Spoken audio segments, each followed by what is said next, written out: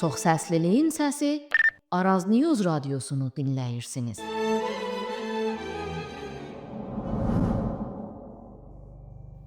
Araz News radyosunun hörmətli dinləyiciləri, salamlar. Siz gündəm proqramını dinləyirsiniz. İranda baş verən son siyasi qarışıqlıqlar, xarici hərbi hücumlar və sərhəd bölgələrində yaranan yeni silahlı etilaflar Güney Azərbaycanın batısını böyük bir təhlükə ilə üz-üzə qoyub. Bu qarışıqlıqda bizi nə gözləyir və milli çıxarlarımızı necə qorumalıyıq? Bölgədə Qarabağ faciəsi yenidən təkrarlanırmı? Bugünkü proqramımızda Batı Azərbaycanın təhlükəsizlik vəziyyətini və bölgənin gələcəyi üzərindəki qara kölgələri dəqiq analiz edəcəyik. Bizimlə qalın. 2026-cı ilin 28 fevralında Amerika və İsrailin İran İslam Cumhuriyyətinə qarşı geniş miqyaslı hərbi əməliyyatlarının başlanması və özəlliklə Əli Xamneyinin ölümündən sonra İran siyasi və təhlükəsizlik baxımından bənzərsiz bir sübatsızlıq mərhələsinə qədəm qoyub. Bu gəlişmələr yalnız İranın içindəki güc quruluşunu böhranla üz-üzə qoymayıb, bəlkə bütün yaxın şərq bölgəsində də dərin təsir edib. Bu arada Batı Azərbaycan ustanı özünün həssas coğrafi mövqeyinə görə böhranın ən önəmli nöqtələrindən birinə çevrilib. Türkiyə, Əraq və Azərbaycan Cumhuriyyəti, yəni Naxçıvan ilə qonşu olan bu ustan eyni zamanda bir neçə sübatsızlıq amili ilə üzləşib. Bir tərəfdən Amerika və İsrailin bölgədəki hərbi altyapılara etdiyi hava hücumları, digər tərəfdən isə birgə etilaf yaradan Kürd silahlı qruplarının hərəkətləri bölgəni dəyişikliklərə hazırlayır. Bu amillərlə yanaşı Azərbaycan-Türk milləti arasında təhlükəsizlik qayğılarının artması bölgə fəzasını daha da mürəkkəbləşdirib. Açıq qaynaqlı verilərin analizi, on minlərlə media raportu və sosial şəbəkələrdəki paylaşımların araşdırılması ilə hazırlanan bu hesabat Amerika və İsrailin İranın batısındakı hərbi əməliyyatlarının geniş miqyaslı olduğunu göstərir. 60 mindən çox sosial media yazısı, mindən çox hücum raportu və minlərcə coğrafi nöqtənin araşdırılmasına əsaslanan bu analiz göstərir ki, İranın batısındakı 4 ustandə, yəni Kürdistan, Kirmanşah, Batı Azərbaycan və İlamda ən azı 27 şəhər hücumlara məruz qalıb. Toplamda 120-dən çox hərbi və təhlükəsizlik hədəfi müəyyən edilib və 8 günlük zaman ərzində 170-dən çox hücum dalğası qeydə alınıb. Bu hədəflərin böyük bir hissəsi uydu və ya mahvarə görüntüləri və yayılan videolarla təsdiqlənib ki, bu da əməliyyatın dəqiq planlaşdırılmış və öncədən toplanmış məlumata əsaslandığını göstərir. Batı Azərbaycan ustanında da bir neçə şəhər hücuma məruz qalıb. Meydan raportlarına əsasən Urmiyə, Sero, Rajan, Sulduz və ya Ləqədə, Üşnəviyə, Sərdəşt, Piranşəhər və Mahabad kimi cənub şəhərləri ilə yanaşı şimalda Maçı, Salmas və Xoy şəhərləri də hədəf alınıb. Bəzi xəbərlərə görə Mahabadda bir kəşfiyyat mərkəzi qısa fasilələrlə dəfələrlə vurulub. Üşnəviyədə isə sipah qüvvələri hücumlar zamanı məktəblərə və məscidlərə sığınıb. Ayrıca bəzi təsisatların hücumdan öncə boşaldığına dair əlamətlər var ki, bu da öncədən xəbərdarlıq alınması və ya məlumati sızma ehtimalını gözə çarpdırır. Hücumların ülgüsü göstərir ki, hədəflər təsadüfi seçilməyib və çox qatlı bir təhlükəsizlik şəbəkəsi sistematik şəkildə vurulub. Bu çərçivədə ilk olaraq Sipahi Pasdaran bazaları, sonra kəşfiyyat və sərhəd təhlükəsizlik şəbəkələri, daha sonra isə intizami qüvvələr və yerli siyasi quruluşla bağlı bəzi nəhadlar hədəf alınıb. Hərbi mərkəzlərdən əlavə bəzi iletişim, yəni irtibati və idari altyapılarda hədəf listəsində yer alıb. Mövcud amarlara görə Sipah bazaları və sərhəd məntəqələri toplam hədəflərin 44%-ını təşkil edib. Öncədən müəyyən edilən hədəflərlə real hücumlar arasında 78%-lik bir uyğunluq müşahidə olunur ki, bu da əməliyyatın qabaqcadan hazırlanmış dəqiq bir plana malik olduğunun sübutudur. Bu hərbi gəlişmələrlə yanaşı 22 fevral 2026-cı ildə, yəni savaş başlamazdan bir neçə gün əvvəl İranın 5 Kürd silahlı təşkilatı 10 illərdən sonra ilk dəfə birgə etilaf yaradıb. Bu etilafa İran Kürdistan Demokrat Partiyası, yani HDK, Pejak Kurdistan Azadlıq Partiyası veya PAÇ, Komale ve Xəbat təşkilatı daxildir. Bu etilafın yaranmasının Amerika ve İsrail hərbi əməliyyatları ilə eyni vaxta düşməsi bəzi təhlilçilər tərəfindən bölgədəki böyük dəyişikliklərin bir hissəsi kimi dəyərləndirilir. Beynəlxalq mediada da bəzi Kürd liderləri ilə siyasi təmas və həmahənglik barədə xəbərlər yayılıb. Kürd partiyalarının etilafı Azərbaycan millətinə xitaben yayımladığı bəyannamədə millətlər arası əməkdaşlıq və Kürdlərlə Türklərin yan-yana yaşadığı bölgələrdə bircə idarə etmə mexanizmlərinin yaradılmasını dəstəklədiyini bildirib. Bu bəyannamədə dinc yan-yana yaşayış və bərabər iştiraka vurğu edilib və 1325-ci ildə, yəni 1945-də Mahabat Cumhuriyyəti ilə Azərbaycan Milli Hökuməti arasında bağlanan tarixi dostluq müqaviləsinə işarə olunub.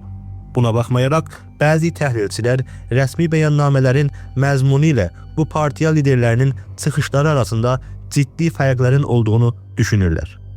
Bu çərçivədə Kürd liderləri media müsahibələrində öz qüvvələrinin meydanda dəyişikliklərə girişməyə hazır olduğunu bildirib və İranın batısında uçuşa qadağan olunmuş məntəqə, yəni məntəqi pərvaz məmnu yaradılmasını tələb ediblər. Onların fikrincə belə bir məntəqə onların qüvvələrini hava hücumlarından qoruya bilər. 1991-ci il Körfəz savaşından sonra Şimali Ərəbdə yaradılan uçuşa qadağan məntəqə təcrübəsi bu zəmində örnək göstərilir. Eyni halda bu tələblər sərhəd bölgələrində güc dəngəsinin dəyişməsi ehtimalı ilə bağlı bəzi bölgesel qayğılara da səbəb olub. Buna qarşı İran İslam Cumhuriyyəti də tez bir zamanda əksül əməl göstərib və son günlərdə Əraq Kürdistan bölgəsindəki Kürd qruplarının mərkəzlərini dəfələrlə hədəf alıb. Raportlar göstərir ki, bu hücumlarda intihari dronlar, raketlər və digər hərbi təchizatlardan istifadə edilib. Bu hücumlar Tehranın bu qrupların hərəkatını ciddi təhdid kimi gördüyünü və onların İran sərhədlərinin içinə sızmasına mane olmağa çalışdığını göstərir. Bölgesel səviyyədə isə Türkiyə gəlişmələri diqqətlə izləyir. Türkiyə rəsmiləri xəbərdarlıq ediblər ki, etnik qarşıdurmaların yaradılmasına yönəlik hər hansı bir senaryo və bölgə ölkələrinin parçalanması cəhdi geniş miqyaslı subatsızlığa səbəb ola bilər. Eyni halda Türkiyə və Azərbaycan Cumhuriyyətinin Naxçıvan bölgəsində birgə hərbi manevr keçirməyə hazırlaşdıqları barədə xəbərlər yayılıb. Bu addım bəzi təhlilçilər tərəfindən bölgesel sərhəd təhlükəsizliyinin dəyişdirilməsinə qarşı bir caydırıcı, yəni bazıdarəndə mesaj kimi qiymətləndirilib. Batı Azərbaycan ustanının içində də xalqın hazırlıq səviyyəsinin artırıldığı barədə xəbərlər gəlir. Bu xəbərlərə görə bəzi şəhərlərdə gənclər və milli fəallar kritik şəraitdə yardım göstərmək və yerli təhlükəsizliyi qorumaq üçün həmahənglik və yardım şəbəkələri yaradıblar. Yerli qaynaqlar vurğulayır ki, bu addımlar daha çox müdafiə və qabaqcıl karakter daşıyır və məqsədi ehtimal olunan subatsızlıq zamanı hər hansı naəmniliyin qarşısını almaqdır. Ümumi baxımdan hərbi, siyasi və təhlükəsizlik gəlişmələri göstərir ki, Batı Azərbaycan öz tarixinin ən həssas mərhələlərindən birini yaşayır.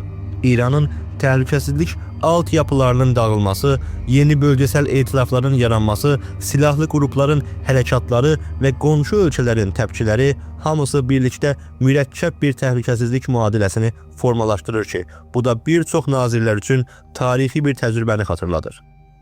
Sovet İttifaqının, yəni Şurəvinin son illərdəki Qarabağ vəziyyəti.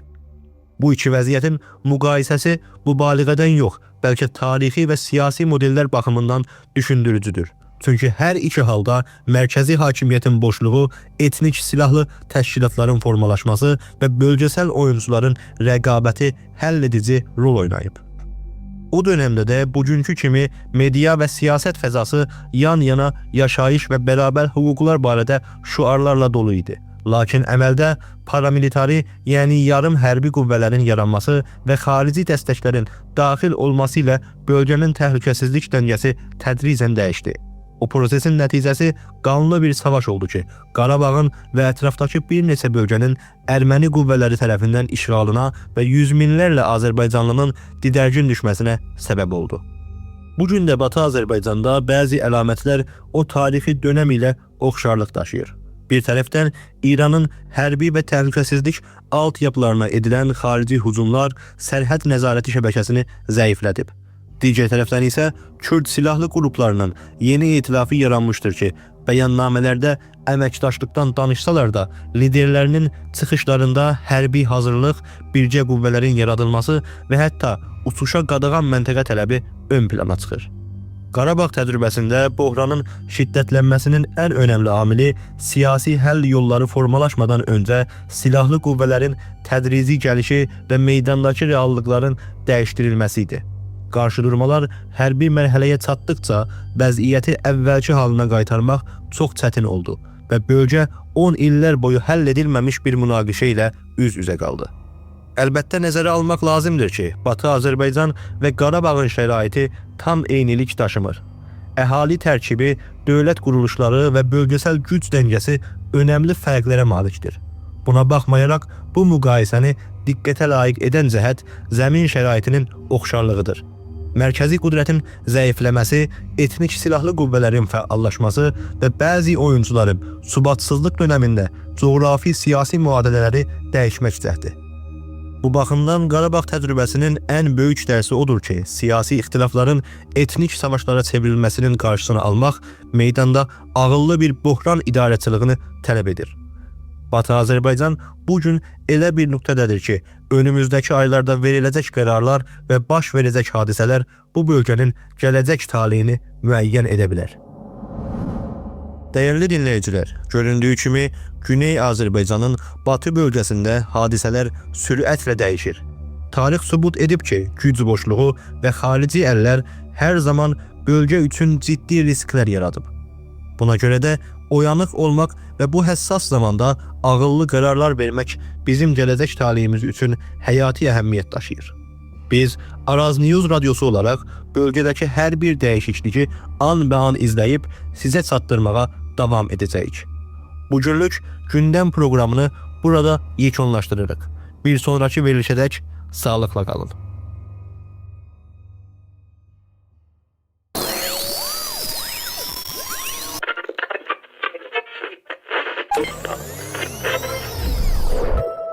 Çox səsliliyin səsi Araz News radiosunu dinləyirsiniz.